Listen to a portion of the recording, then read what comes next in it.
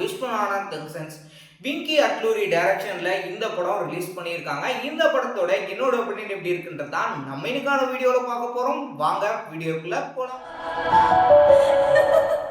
படத்தோட கதாநாயகனான சஞ்சய் விஸ்வநாதன் ஊர்லயே வந்துட்டு ஒரு ஃபேமஸான ஒரு பிசினஸ் மேனா இருக்கிறாரு. அவரு ஒலிம்பிக்ல வந்துட்டு கன் மூலயமா வந்துட்டு அதுல வந்துட்டு கோல்டு மெடல் வந்து வாங்கியிருக்காரு. இப்போ கோல்டு மெடல் வாங்கினதுனால உலகத்திலேயே ஒரு புகழ்பெற்ற ஒரு பர்சனா வந்துட்டு அவரு மாறி இருக்காரு.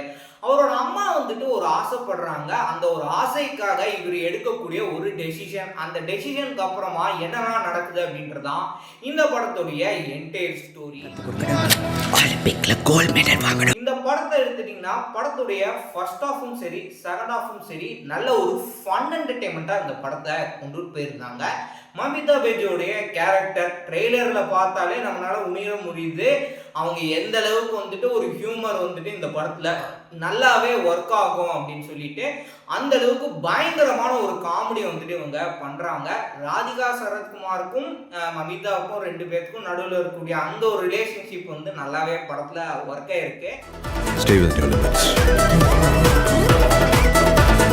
ராதிகா சரத்குமார் வந்து மமிதா கிட்ட வந்து சொல்றது, மமிதா வந்துட்டு அதை லீக் பண்றது அப்படின்னு சொல்லிட்டு ஒரு பக்கா ஃபன் என்டர்டைன்மெண்ட்டா அந்த படம் வந்து போகும். இன்னொரு பக்கம் வந்துட்டு ராதிகா சரத்குமார் அம்மா அப்படின்ற ஸ்தானத்துல சுனில் அவர் வந்துட்டு கசின் மாதிரி வந்துட்டு நம்ம சூர்யாவுக்கு வந்துட்டு இருக்கிறாப்படி. ஸோ அப்போ வந்து மாற்ற அந்த ஒரு சுச்சுவேஷன்ல ஃபர்ஸ்ட் ஹாஃப்ல அது ஒரு பயங்கரமான ஒரு காமெடி வந்து ஒர்க் ஆயிருக்கு.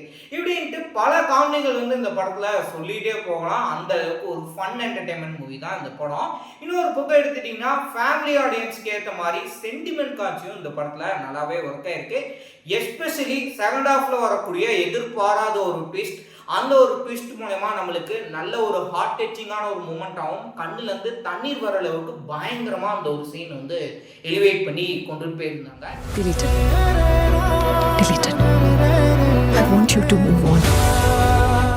இந்த படத்தோட ஸ்கிரீன் பிளே அப்படின்னு எடுத்துட்டீங்கன்னா படம் அந்த ஹோல் பார்த்ததுக்கு அப்புறம் நம்மளுக்கு வந்து போர் அடிக்குது அப்படின்ற அந்த ஒரு ஃபீல் வந்துட்டு நம்மளுக்கு வரல.